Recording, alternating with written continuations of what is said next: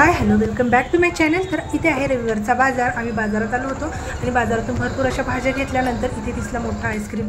तर आता हिवाळा चालू झालाय आणि थंडीमुळे आईस्क्रीम आता बरेच दिवस आपल्याला भेटणार नाहीत, म्हटलं चला आईस्क्रीम पण आम्ही खाल्लं आणि मग घरी आल्याच्या नंतर मला तीळ, शेंगदाणे आणि गुळाच्या पोळ्या बनवायच्या आहेत। आता हिवाळा चालू झालाय, मस्त असे तीळ गुळाचे लाडू, ड्रायफ्रूटचे लाडू वगैरे ते बनवायचेच आहेत। तर सुरुवात पोळ्यापासून करूया। तर आमच्याकडे ना हे तीळ आणि गुळाच्या पोळ्या संक्रांतीला भोगीच्या दिवशी केल्या जातात। सगळीकडे चिक्की लाडू वगैरे करतात, पण आमच्याकडे पोळ्या मात्र आवर्जून केल्या जातात या। आणि यामध्ये बरेच जण शेंगदाणे पण टाकतात, मी सुद्धा टाकते थोडेसे शेंगदाणे, आणि कुणी ना फक्त तिळाच्याच बनवतात। तर या व्हिडिओमध्ये आपण भरपूर अशा छान टिप्स बघणार आहोत, म्हणून व्हिडिओ छान शेवटपर्यंत नक्की पहा। आवडल्यास लाईक, शेअर आणि सबस्क्राईब सुद्धा करा। तर दूध तापत असताना ना आधी त्यामध्ये थोडंसं पाणी टाकायचं आणि ते थोडंसं गरम करून ते पूर्ण असं विसळून घ्यायचं पातेल्यात, मग टाकून द्यायचं, म्हणजे व्यवस्थित दूध फाटायची वगैरे आपल्याला भीती पण नसते जर चुकून राहिलं कधीच पातेल्यामध्ये काय पडलं तर।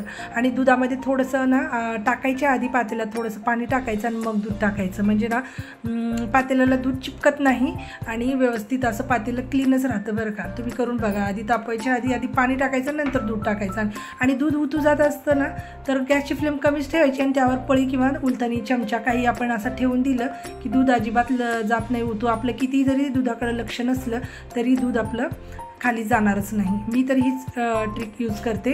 आणि आता मी सगळ्यात आधी शेंगदाणे आणि तीळ भाजून घेतलं होतं आणि ते थंड करायला ठेवलं होतं।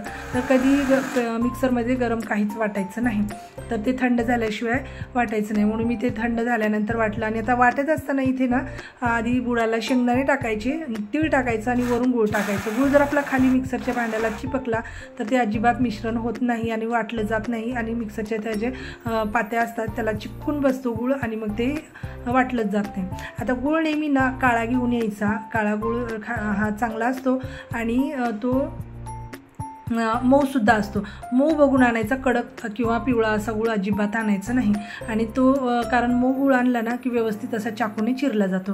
आता मी पोळ्यासाठी पीठ मळून घेतलं, सारणसुद्धा करून घेतलं। पीठ मळताना त्यामध्ये छान असं तेल टाकायचं आणि दाटसर असं पीठ मळून घ्यायचं आणि ते 10 ते 15 मिनटं मी भिजत ठेवलं की छान नरम अशा मऊ लुसलुशीत पोळ्या येतात, म्हणून 10 ते 15 मिनटं नक्की पिठाला झाकण ठेवून भिजत ठेवायचं आहे। आणि त्यामध्ये तेलसुद्धा नक्की टाकायचं आहे। जास्त चपात्यासारखं सैलसर पीठ मळायचं नाही, तर थोडंसं दाटसरच पीठ मळायचं, मग ते भिजल्यानंतर छान असं सॉफ्ट होतं।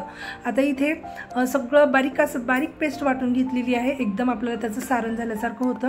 शेंगदाणे आणि तिळाला तर ऑलरेडी असं तेल सुटल्यासारखं होतं आणि गूळसुद्धा त्यामध्ये मिक्स झाला की अगदी त्याच्या हाताने वळले जातील असे मस्त असे लाडूसुद्धा होतात। आता या सगळ्या सारणाच्या मी पोळ्या नाही करणार, त्यातल्या अर्ध्याच्या मी लाडूसुद्धा करणार आहे, अर्ध्या सारणाच्या मी पोळ्यासुद्धा करणार आहे। मस्त असं पुरणपोळीसारखं त्यामध्ये सारण, जसं आपण पुरण भरून घेतो तसं हे तिळगुळाचं सारण भरून घ्यायचं आणि पोळ्या लाटायच्या छान अशा, आणि खरपूस अशा मीडियम गॅसवरती भाजून घ्यायच्या।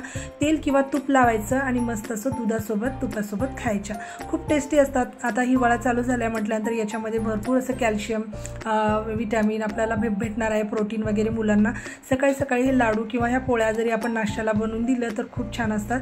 आयत्या वेळेला हे सारण जरी बनवून ठेवलं तर घाई गडबडीत ह्या पोळ्या आपण देऊ शकतो।